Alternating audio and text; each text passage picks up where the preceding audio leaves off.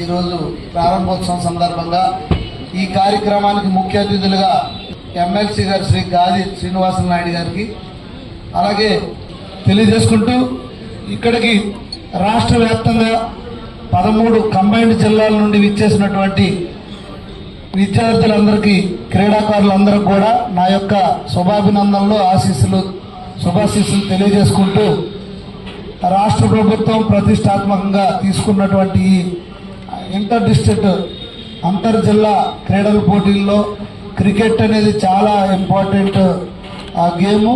So దీంట్లో మీ అందరు కూడా మంచి ప్రతిభ కనబరిచి ఈ 3 రోజుల్లో మంచి బెస్ట్ పెర్ఫార్మెన్స్ ఇచ్చి నేషనల్కి మీరు వెళ్ళే అవకాశాలు ఉన్నాయి. అక్కడ మళ్ళీ మీరు మంచి పెర్ఫార్మెన్స్ ఇస్తే ఫ్యూచర్లో మీరు మంచి క్రీడాకారులుగా ఇండియా అలాగే స్టేట్ టీంలో కానీ ఇండియా జట్టులో కూడా వచ్చి మంచి పేరు ప్రఖ్యాతులు తీసుకురావడమే కాకుండా మీ పర్సనల్ లైఫ్ కూడా చాలా ఉపయోగం అవుతుంది. ఇందులో స్పోర్ట్స్ కోట కూడా మీకు ఉంది కనుక మీకు ఉద్యోగాల్లో కానీ అన్ని విషయాల్లో కూడా ఇది ఉపయోగపడుతుంది. సో ఇప్పుడే శ్రీనివాసులు నాయుడు గారు అంతా చెప్పారు.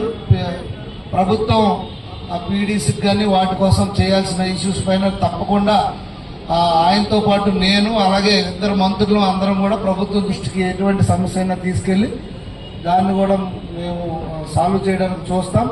అలాగే ఈ గేమ్స్ని మీరు ఒక స్పోర్టివ్తో ఈ 3 రోజులు ఆడి మంచి ప్రతిభ కనబరిచి మీరందరూ మంచి ఉత్తమ స్థానాలకు వెళ్ళాలని నేను మనస్ఫూర్తిగా కోరుకుంటూ ఇప్పటికే ఎండ అయ్యింది, చాలా ఎండతో మీరందరూ ఎండలో కూర్చున్నారు కనుక ఈ కార్యక్రమం నన్ను కూడా పిలిచి భాగస్వామి చేసినందుకు ఇక్కడ కమిటీ వారు అందరికి కూడా పేరు పేరున నా హృదయపూర్వక నమస్కారాలు తెలియజేసుకుంటూ ఈ స్టేడియం కూడా మొన్నే శాప్ చైర్మన్తో మాట్లాడడం జరిగింది. నేను వచ్చిన తర్వాత 2 స్లాబ్లు వేసి మొత్తం ప్లాస్టింగ్లు అన్నీ చేయడం జరిగింది.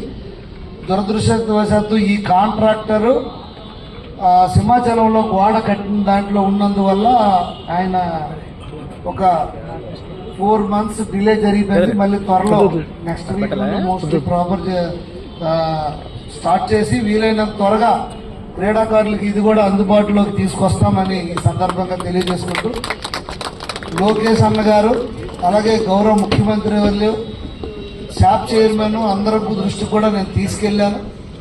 తప్పకుండా వీలైనంత తొందరగా ఈ స్టేడియంని